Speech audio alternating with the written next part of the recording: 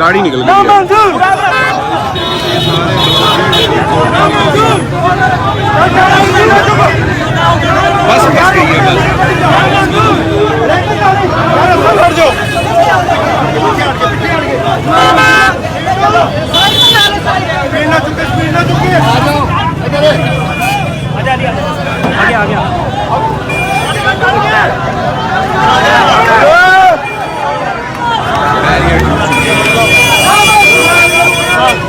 बस बस गई है ये देखते हैं कि किस तरीके से उसको निकाल दें। पुलिस इस वक्त बेबस है, साइड पर हो गई है और बिल्कुल साइड पे खड़ी है। आवाम को कुछ नहीं कहा जा रहा।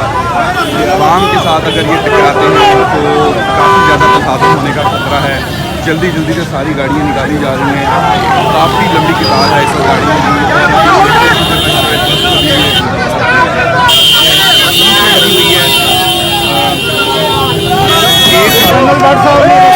दिया इधर का इधर का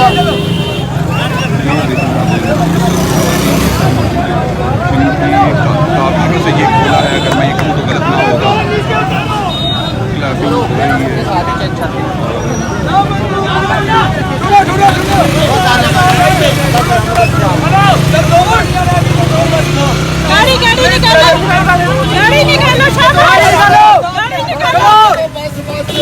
गाड़ी निकालो